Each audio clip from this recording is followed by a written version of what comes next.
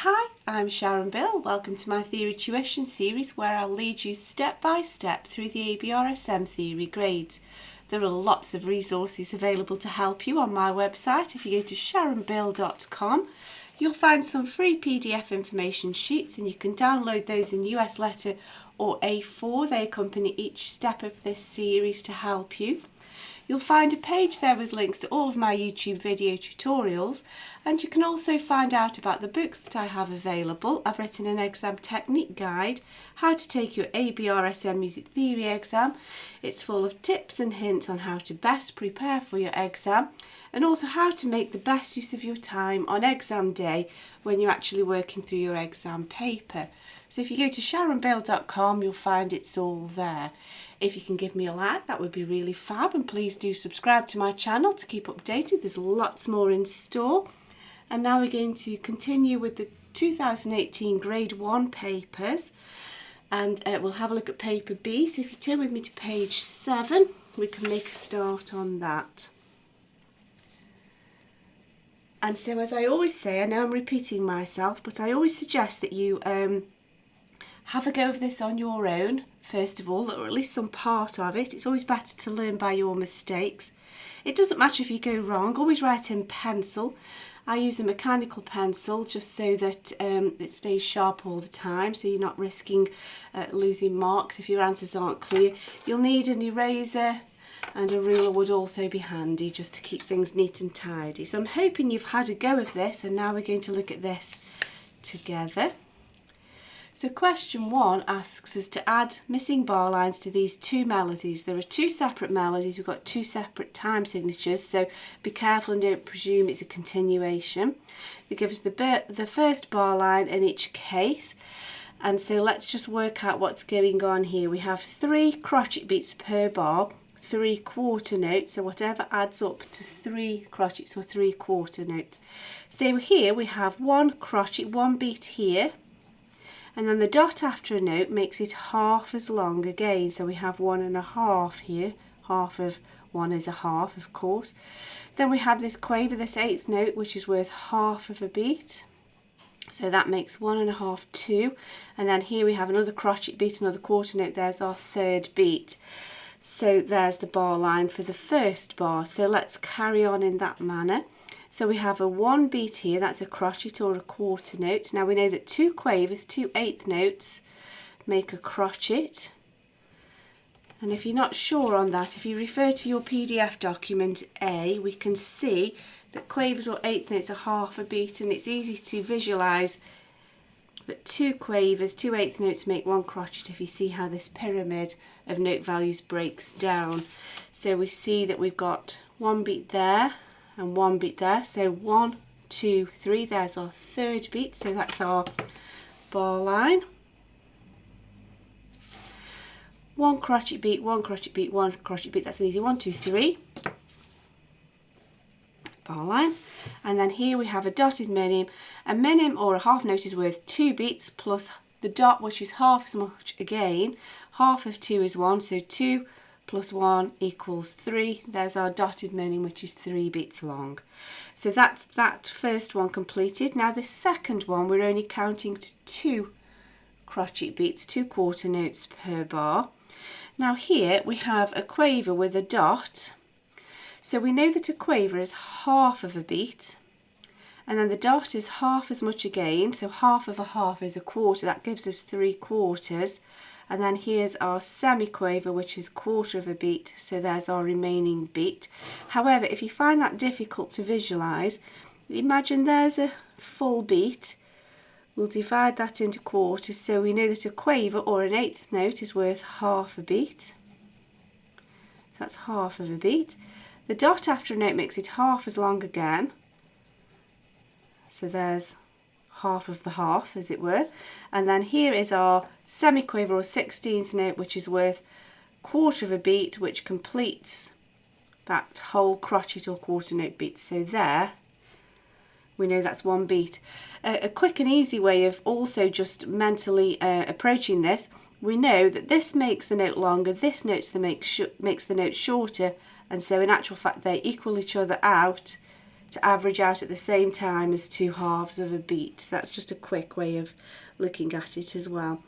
So there's one beat, there's another beat, there's our bar line. We need 2 crotchet beats, 2 quarter notes per bar. So there's 1, there's 2, just plain old crotchet beats, plain old quarter notes. There's our bar line. So here we have a crotchet beat which is 1 plus half as much again, which gives us 1 1/2. And then here's a quaver or an 8th note which is half a beat. So there's 1 1/2 plus a half is 2. So there's our bar line. A half a beat and a half a beat makes 1. And then here we know that 2 semiquavers, 2 16th notes give us a quaver. 2 16th notes, 2 semiquavers give us a quaver.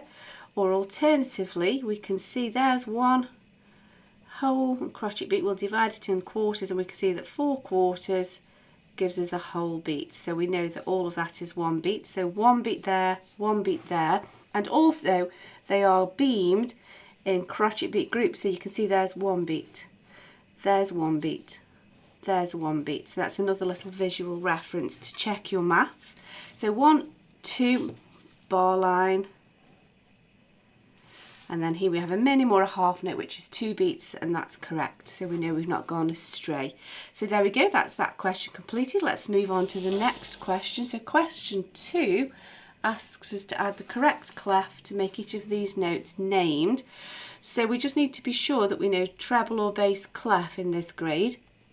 Now in the treble clef, if you're not sure, it depends which instrument you play. In section D of the PDF documents, I'll give you some notes there to show you, to refer to, and the bass clef there on section E. And a quick way of remembering the treble clef lines: every good boy deserves football, or whatever helps you to remember it. Every green bus drives fast. And the spaces spell face, F-A-C-E. In the bass clef, it's as if everything drops down a line, and so in the bass clef, instead of being every good boy, it's good boys deserve football always. And the spaces all drop down a space, and so instead of being face, F-A-C-E, it's A-C-E-G, all cows eat grass. So let's have a little go of that. So we've given the first one, so there's our little reference point to just check we're working in the correct system. So here, if that's a B, every good boy deserves, that can't be treble clef, it's a bass clef. Good boys deserve football, F sharp, so that's a bass clef.